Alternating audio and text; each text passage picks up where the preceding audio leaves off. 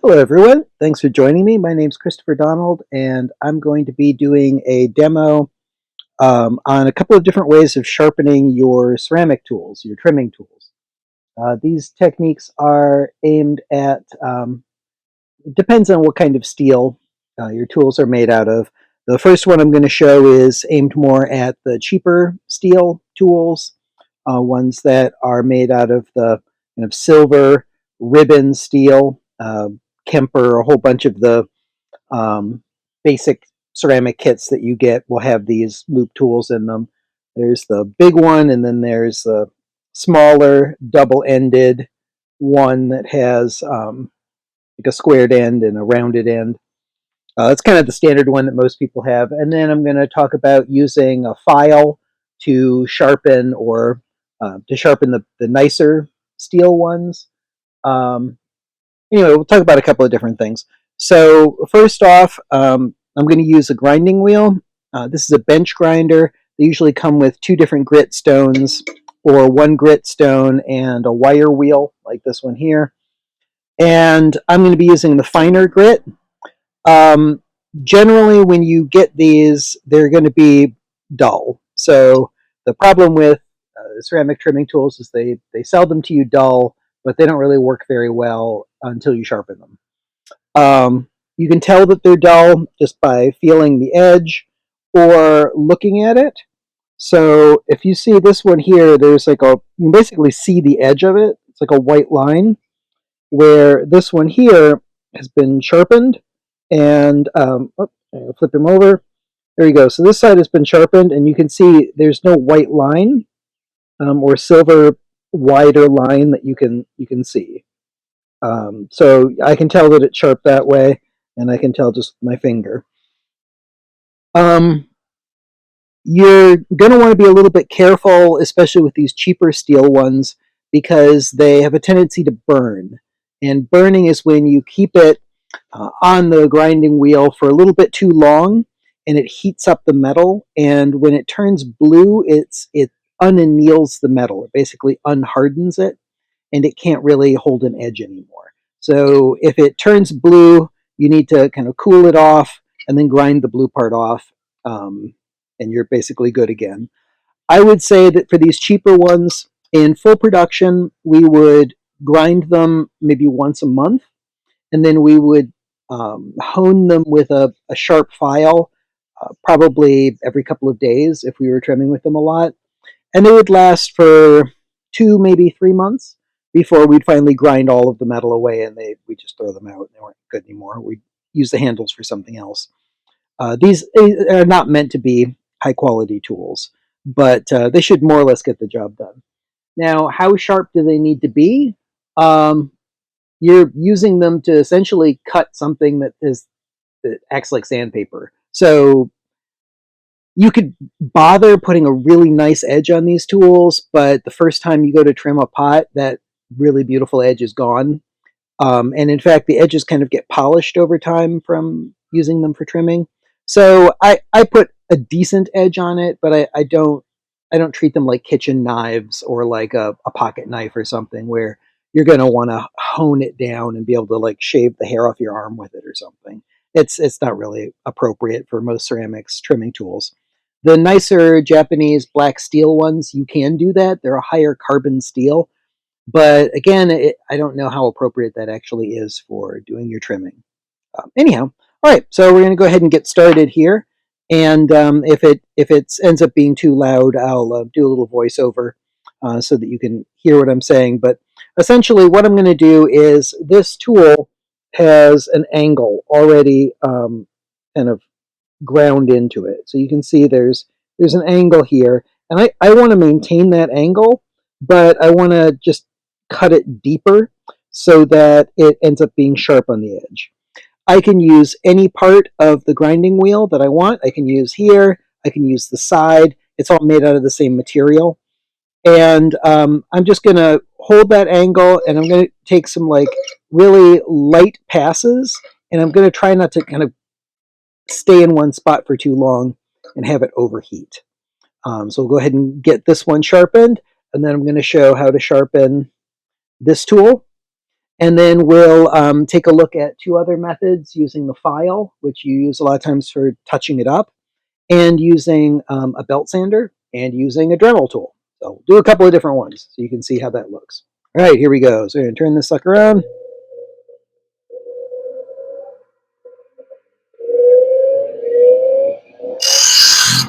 And one interesting thing about grinding these is that you can tell from the color of the spark how good the steel is.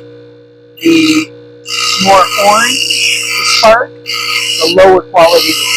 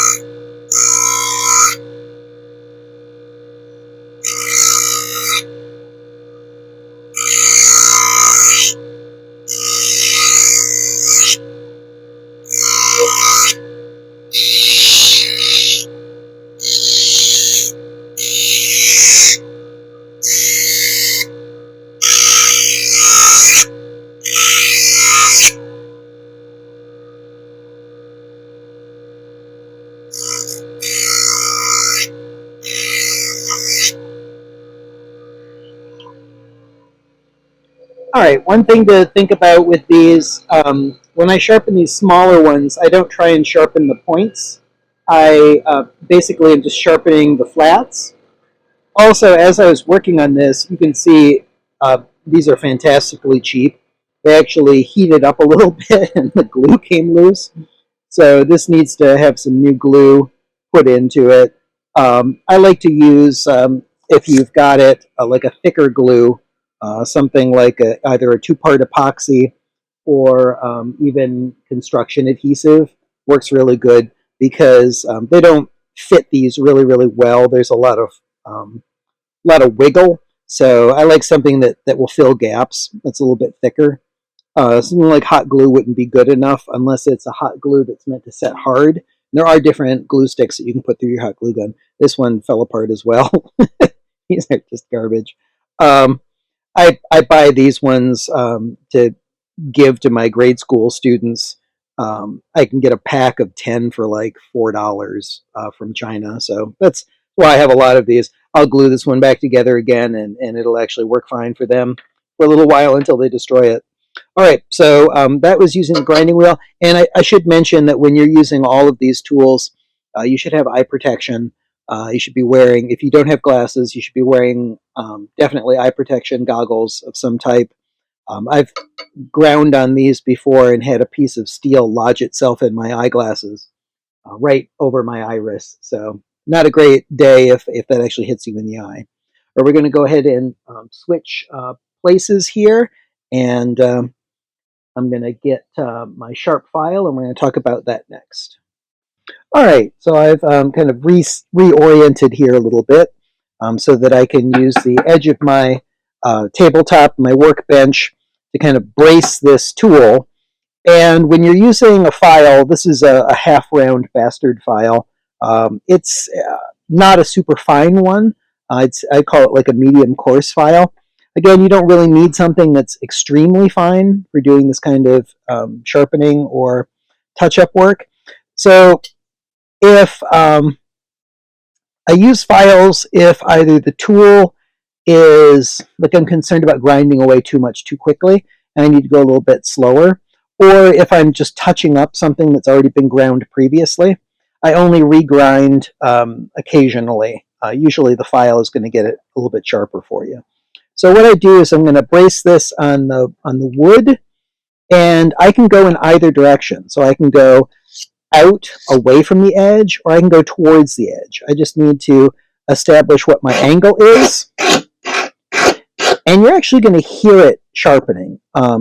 So it's going to sound coarse, like a heavier grinding noise, and then it will kind of smooth out as I go, and you'll actually hear it getting sharper.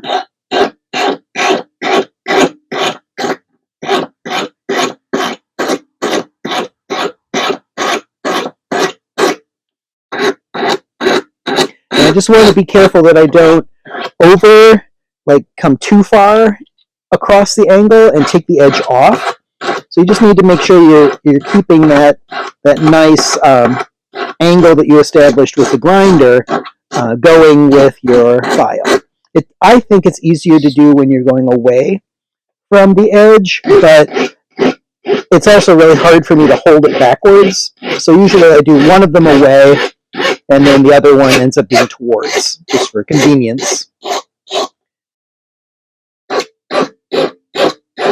And this one's not going to require much of this, because actually it is the one I just used on the grinding wheel. So it's pretty sharp. It's actually sharp enough to use just with the grinder.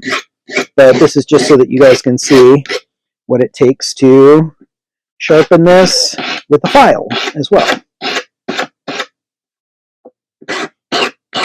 And it doesn't take long. So if this was completely rounded dull, it would take a little bit longer. But it is not. So, and I can hold it with my hand as well. Other things that you can do is just give yourself something to brace on. So if I'm trying to hold it up but at an angle, I could use something else, like just this object or like a block of wood. A lot of times I'll just kind of find something that I can use to brace my hands with a little bit better if the countertop isn't working. And definitely don't do this on like your nice, kitchen table or dining room table, because the tool's going to have a tendency to want to scratch the surface that you're using to brace it on.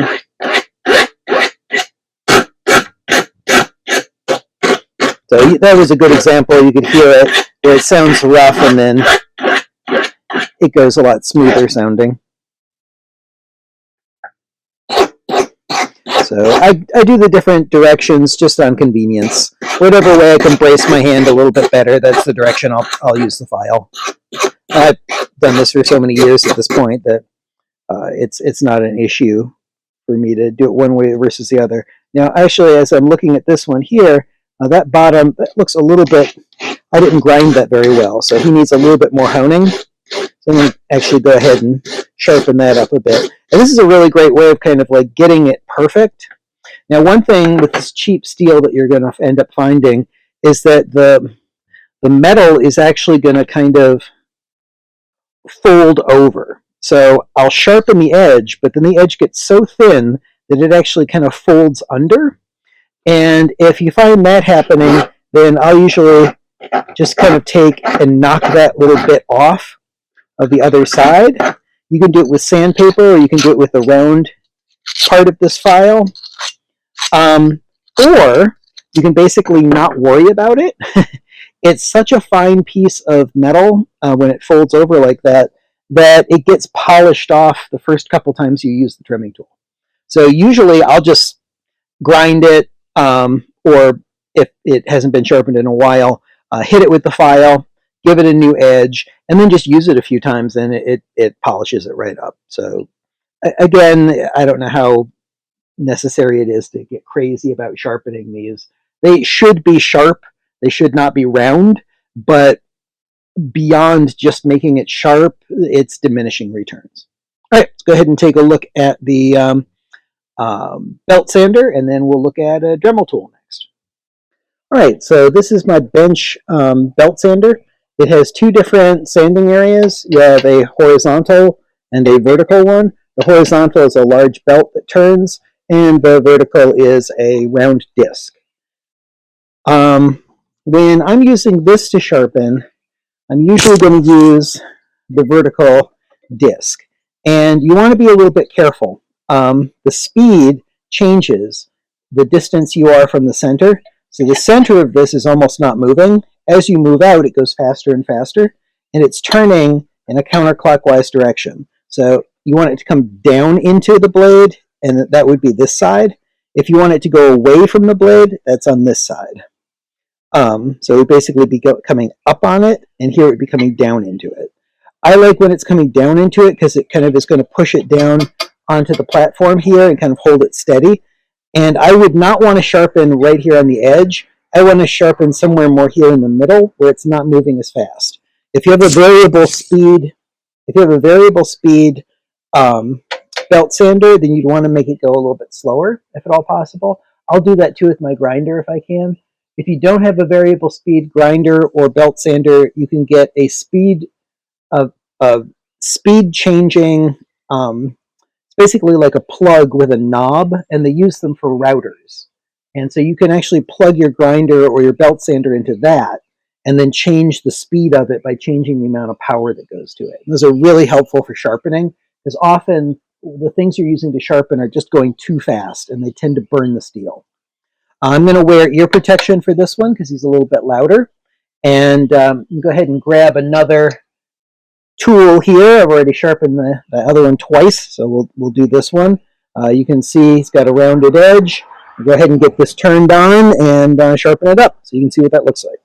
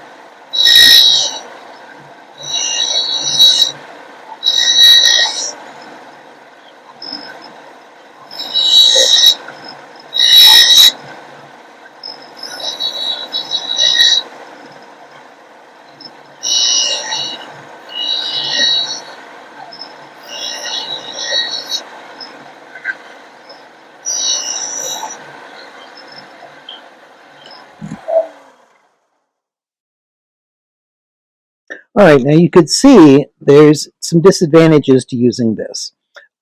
With the grinding wheel, I could kind of get around to the sides, and I could do these parts of the tool just as easily as I could do the large flat.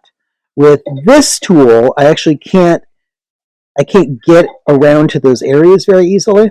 So I would sharpen what I can do, and then I would have to take a file or again, like my Dremel tool, which we'll look at next, and I'd have to do these areas with that. That being said, I find this spot right here is almost never used for any kind of real cutting. It's mostly going to be from like here around, but this side is used pretty often. Or at least I use this pretty often. So you'd want to be able to sharpen this curve as well. Another thing is that this is older sandpaper. So I was finding that when I was working on it here, it wasn't cutting very quickly. So I moved out until it cut fast enough that I felt like I could do it in a fluid way. If I have to stay in one spot for too long, it's going to create a lot of friction and it might overheat the steel while I'm trying to sharpen it. So just another thing to keep in mind. Okay, go ahead and get the Dremel tool set up and we'll take a look at that and it'll be appropriate for finishing up this one too. All right, so I've got my Dremel tool here. There's a couple of different attachments that work good for sharpening. This one is a little rubber drum that you can put little sanding discs or drums on. Another one that works really good is this is a grinder attachment.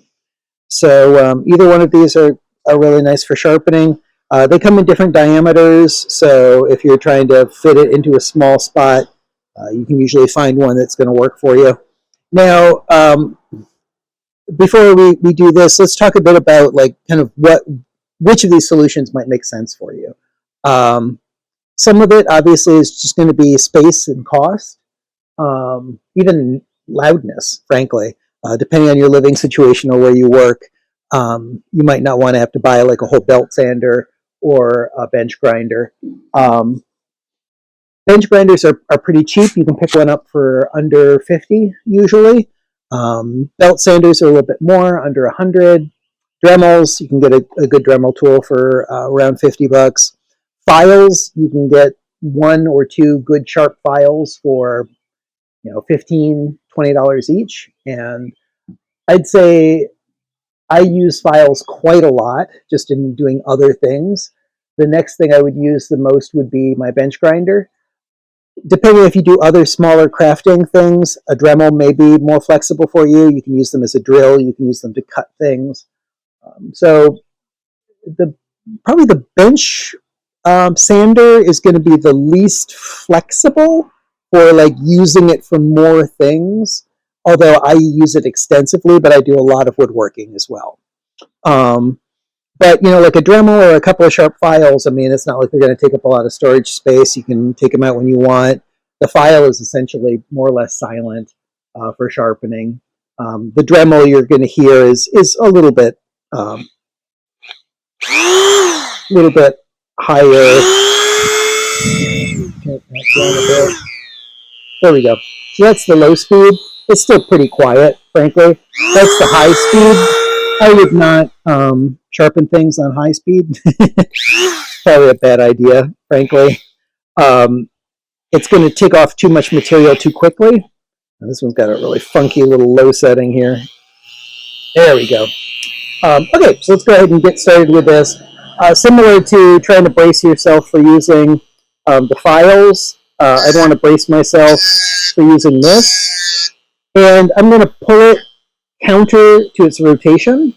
If you go with the rotation direction, it feels really out of control. So usually when you're sharpening, you're going to go, I'm going to go counterclockwise because it's rotating clockwise.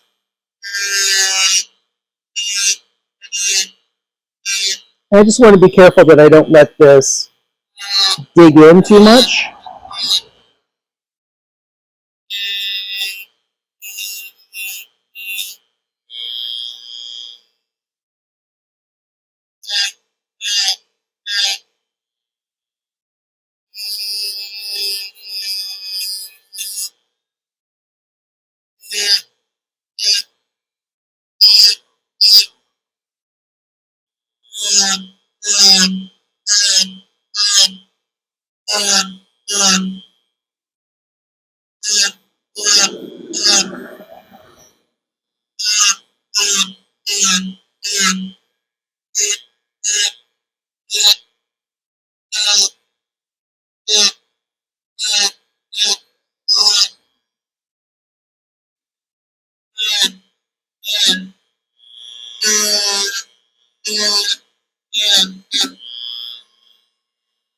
All right, and you can see that even with the Dremel, I might need to put a smaller drum on it to get all the way down into here.